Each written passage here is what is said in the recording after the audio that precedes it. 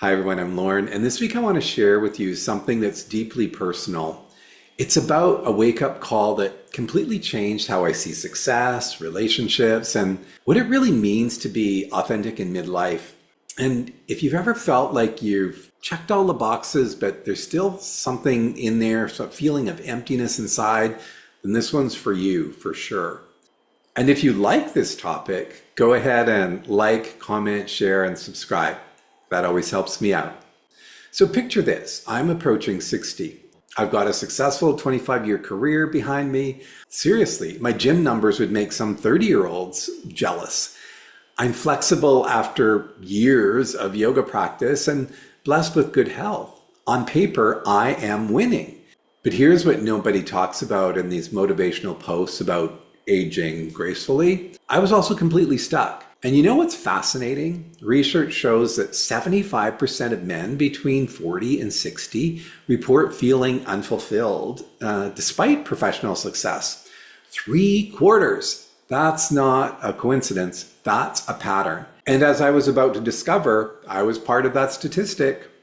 So I decided to make a big change. After growing weary of that long career, I wanted to pivot into coaching. I had the skills, the experience, the credibility. This should have been an easy no-brainer, right?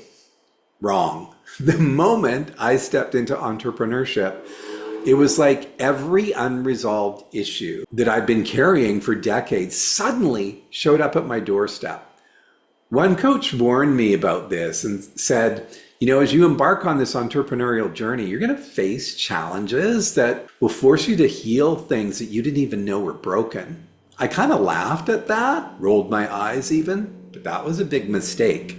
Within months, I was drowning. Pride kept me from asking for help. Well, because I was the one that was the expert for 25 years, right? A victim mentality that whispered, life is unfair, every time I hit a roadblock. And that classic imposter syndrome making me question everything I knew. But the worst part, I was teaching others about balance, about self-compassion, about letting go, while being completely unable to give these gifts to myself. Then something incredible happened. I stumbled across, and I mean literally stumbled, like the universe dropped it into my lap, a 6-week program called Positive Intelligence. And in 6 weeks, the program did what 3 decades of spiritual work hadn't accomplished. It helped me to see the unconscious patterns that were running my life. Here's the big one. I discovered what they call the hyperachiever saboteur, that internal voice that makes self-love conditional on achievement. And here's the kicker. The achievements are never enough. You hit one goal, you barely celebrate or acknowledge it, and immediately you move on to the next. Does that sound familiar? This showed up everywhere in my life when I started to reflect upon it. I believed that business success had to come before relationships, that material achievement was more important than connection, that I had to choose between being productive and being present. But here's what changed everything. I realized this is not an either or, it's a both and. And for the first time in my life, I could actually do the things that I'd been teaching for years, slowing down, letting go, giving myself grace. I stopped that busy work that made me feel productive, but was really not accomplishing much. I started trusting the process instead of focusing on outcomes. And most importantly, I began practicing unconditional self-love. That was a new one. You know what else I did? I decided I deserved to find love while building my business, not after, not when I earned it, but right now. And this whole experience made me realize something crucial about our generation. We're facing this antiquated idea that you should retire at 65 and what? Just coast for 20 to 30 years? That's absolutely insane.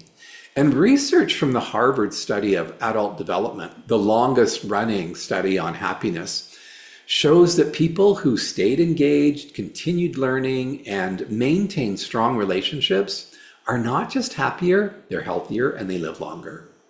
When we languish, we know what happens, right? We decline physically, mentally, emotionally, and even spiritually.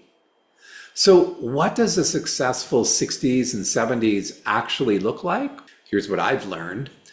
Mindful eating and lifestyle choices, living holistically as much as you can, not just focusing on any one area, taking time for inner work because the challenges are coming whether we're prepared or not, and finding community because loneliness is literally an epidemic among aging men, giving back when and where you can, and being a lifelong learner. Moving your body with daily yoga, tai chi, or walking, whatever works for you. And also creativity. This is what keeps us young and vital. And here's what I would love for you to understand. If you're feeling restless, if you're asking, is this all there is? If you're successful but not fulfilled, let's be really clear. You are not broken. You're being called to something deeper. And that midlife crisis everyone talks about, let's get clear. It's not a crisis. It's a wake-up call. The question isn't whether you'll face challenges in this transition. The question is how you will choose to meet them. Will you push through with the same patterns that got you there? Or will you have the courage to look at what's really driving you and make the changes that will set you free? What resonates with your own experience? What patterns are you recognizing in your own life? Drop a comment below and let's start that conversation. And if this story hit home with you, do me a favor, share it with someone who might benefit from hearing it as well. Sometimes we just need permission to admit that we don't have it all figured out. Thanks for watching, and I will see you next week. Be sure to like, comment, share, and subscribe. Thanks again.